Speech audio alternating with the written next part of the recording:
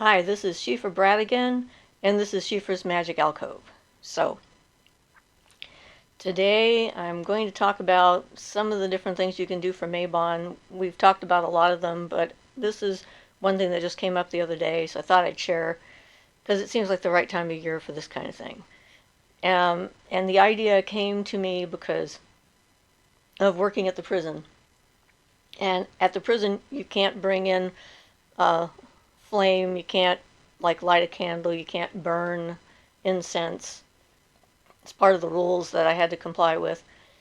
And at the time, I also was thinking about the possibility of going into a hospital setting, acting as a counselor, spiritual counselor for people who were of our, um, our kind of people, because the chaplains that they have, I've met several of them, and they're decent people, and I like them a lot. But knowing exactly how to approach a pagan who's ill or about to die is kind of a they do their best to attempt it, but it seems like it would be better if they had one of us there. That hasn't happened as yet. This was at a point where I was getting ready to do that kind of thing, and for whatever circumstances were around me at the time, it kind of sort of fell away. But in the process, I learned how to make these scented things I could bring in. So I grow all the herbs that I'm using here in this that I'm telling you about in my own garden. So my sage, my lavender, and my rosemary were three scents that I thought would be good to have available for the prison work I was doing. And basically, the formula for doing it is simple. You take a bottle. Let's say this is my bottle of lavender. I actually marked it lavender. I don't know if you can see that or not. Where is that? Lavender. I remembered to put a label on it so I know what it was later, which is always a good idea if you have a label maker or tape or something like that, so you can remember what you did and what's in it. And vodka. It doesn't have to be an expensive kind of vodka.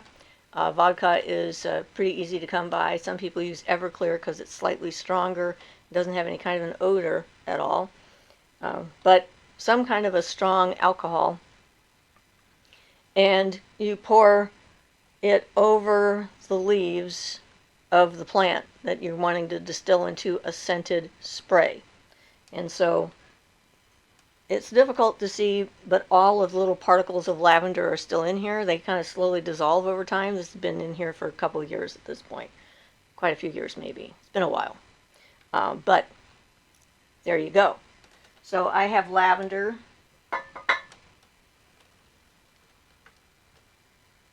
And this is my bottle of rosemary tincture that I made.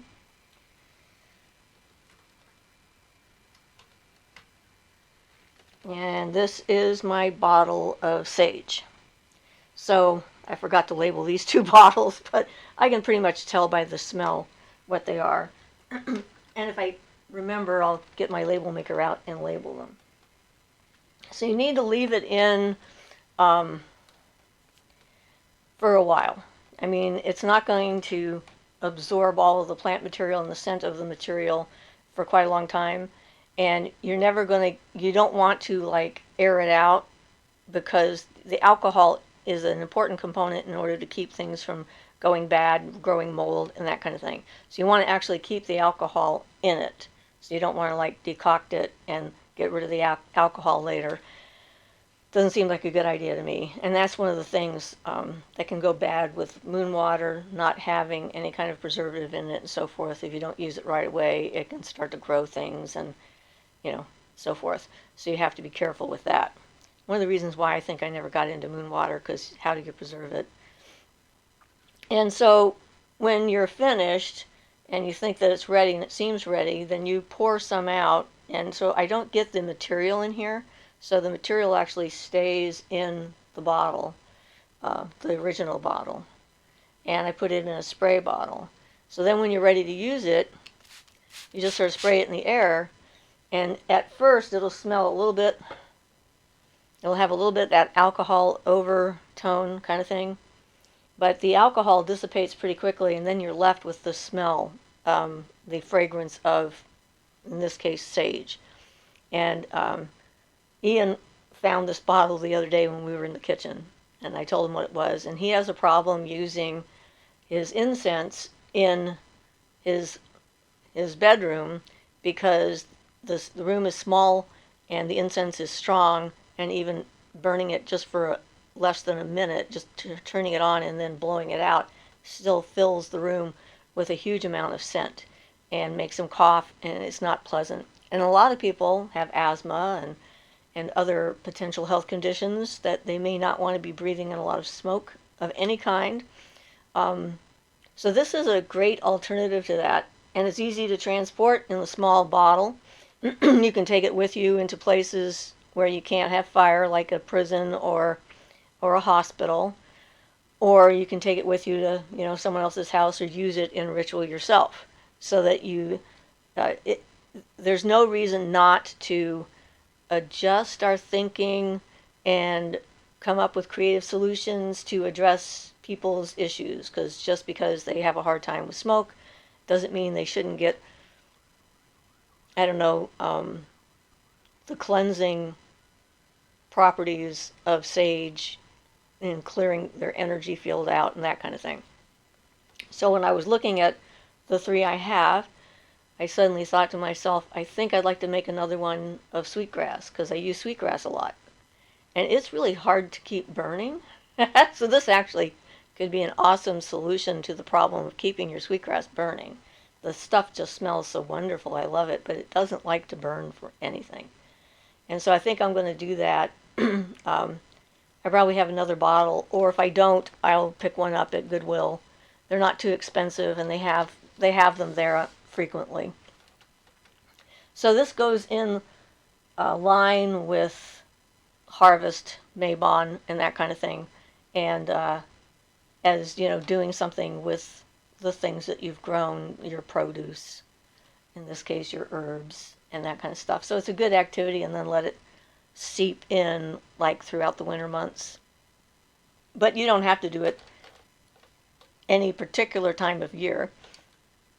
I don't think it matters at all. I just thought, I've shared some of my other Mabon things, like the peace candle, which has got a video about it.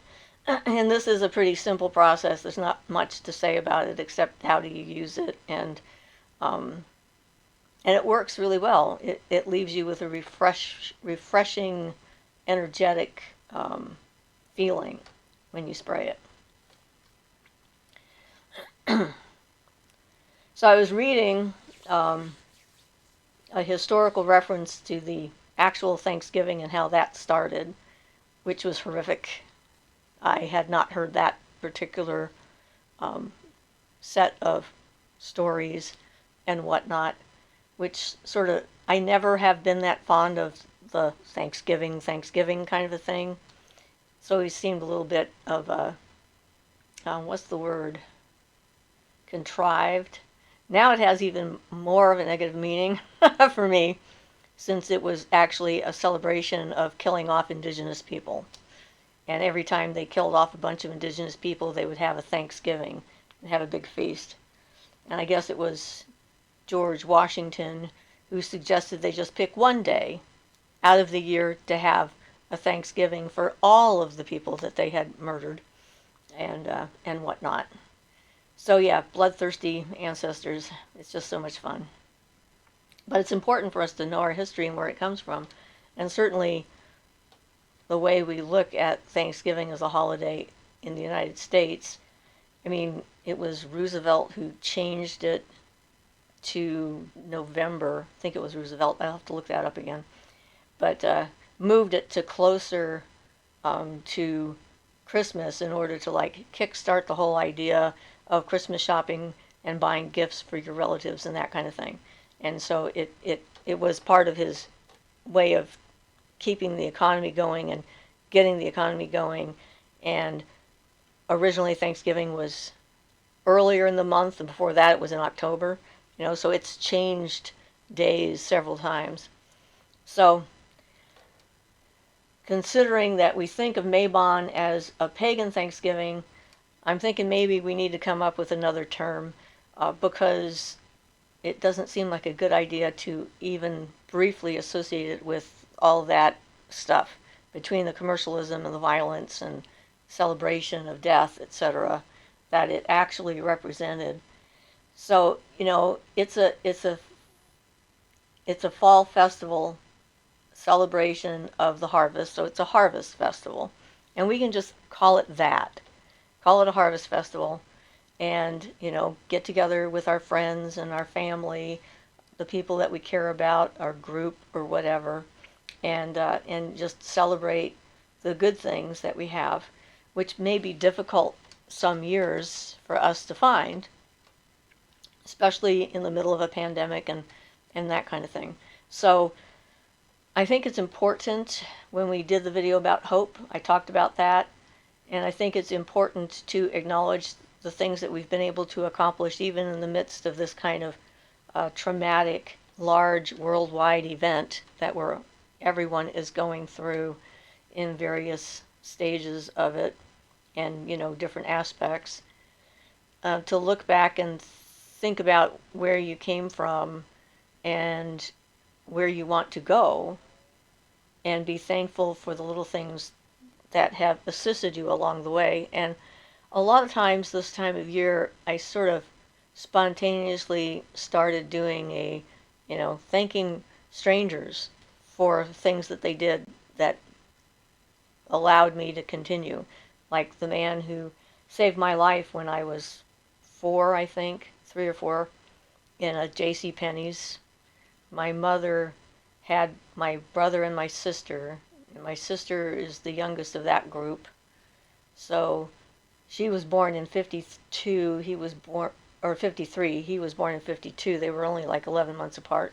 And I was born in 1950, so since she was born, I would have probably been 3, going on 4, because it was around, I think, this holiday season, actually, from what my mother told me. And she had, like, my brother was holding on to, no, my brother was in the cart, my sister was in her arms, and I was supposed to hold on to her skirt. And she suddenly looked down, and I wasn't there. I wasn't holding on to her skirt, and she looked up, and she saw me. This was before they child-proofed everything on the planet. So J.C. Penney's was a 2-story building, and they had a balcony overlooking the street. So this balcony came out from the building, and there was a railing, like I think a little concrete kind of railing around the balcony. And apparently I got up on top of it, and I was walking and standing on this small piece of concrete over the street. And my mother looked up and saw me, and her face apparently made some very strange shapes. She was afraid to move. She was kind of frozen in place. She didn't want to yell my name to try and get my attention, because then I might fall. And there was a man in the store who saw my mother's face. When he saw her face, he thought, there's something wrong. And he went and he looked where my mother was looking and saw me balancing on the balcony. And he snuck up behind me, and then he wrapped his arms around me like this and then pulled me back into the store. So probably saved my life when I was pretty little. So, I think about whoever that was. I have no clue who he was. My mother has no clue who he was. There's no way for me to track him down and thank him for saving my life.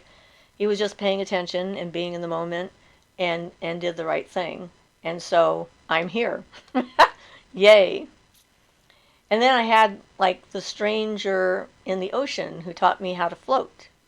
Another man, I did not know who he was, and he approached me when, I was in the ocean, and asked me if I wanted to learn how to float, and I really did want to learn how to float. And so he said he would hold me up, and I could feel his hands under me, and then he talked and told me, to make my body both relaxed and stiff, and just relax. And I did, because I totally trusted this total stranger. And I felt his hands. I thought he was still there, and then I landed on the beach. The ocean had just gently put me down on the beach, and I don't know where he went. I don't know how he went. I mean, I don't know why I felt his hands. I don't know if he was a real person or a spirit being. Could have been a combination. Who knows for sure? But I know how to float. In fact, I'm a very buoyant person.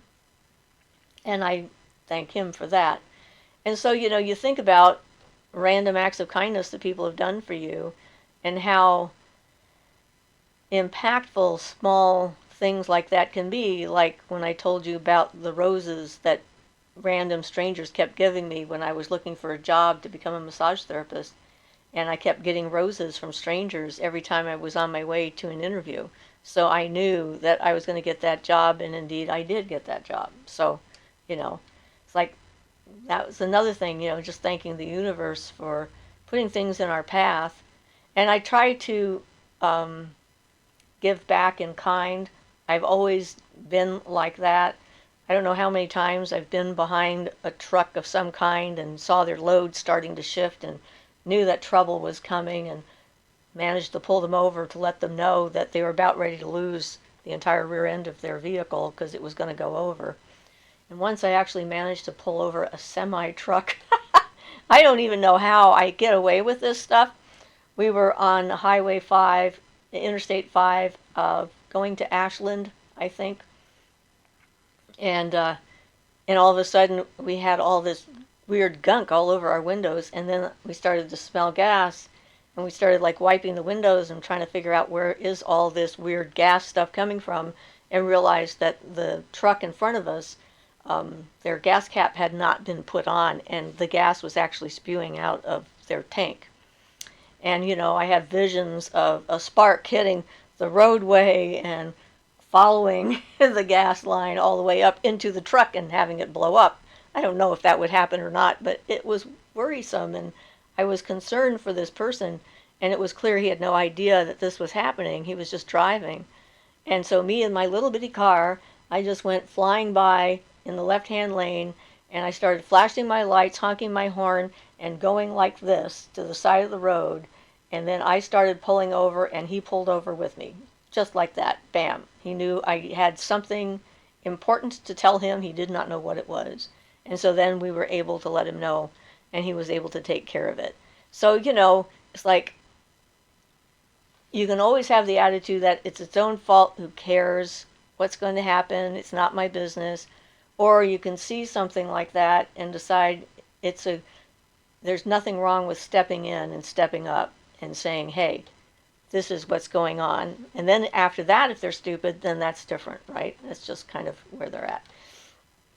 So that kind of relationship with the universe that's the relationship I've cultivated throughout my life, where I'm trying to pay attention to what's going on around me, and I am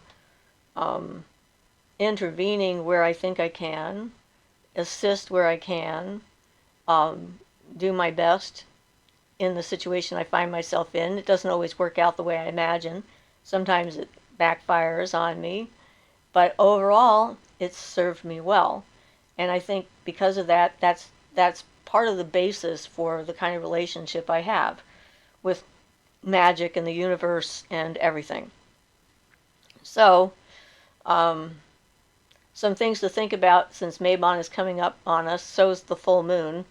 Full moon is going to be in our time zone really early in the morning on Monday, like at 5 o'clock a.m. will be the peak of the full moon. So Sunday basically is the full moon. For me, I like to do stuff towards the peak if I'm going to work with the moon rather than after the peak. It's like if I can time it for just before it hits that exact moment of fullness, and then it's starting to, wane. Even if we can't see it waning, it's past that point. So if I do stuff with the full moon, I try to plan it that way. So Sunday after our live show, I'll be charging up my amethyst crystal batteries like I've been doing most full moons. Most months on the full moon. Boy, I tell you, I got marbles in my mouth today. So, um, I know some of you have been joined in on that, and it's a good thing to participate in, and I think it's awesome that other people want to do it with me. So, yay! So anyway, this is just going to be a short little video. I'm going to do a couple of other ones on different subjects because I don't want to mix the subjects too much. And hope you all have a wonderful Mabon, even if it's just simply eating some fresh bread or baking a pie or just having a nice meal with friends, um, or by yourself or feeding the critters in your yard, whatever it happens to be. Just like for us here in the northern hemisphere, for you guys down in the southern hemisphere, it is also an equinox, but it's the beginning of the summer months. So things are going to be lightening up and coming into focus and exploding out in all of their glorious, wondrous fertility of plants and animals and people. So I guess that's it for this one. And this is Siofra Bradigan, and this has been Siofra's Magic Alcove. Blessed be.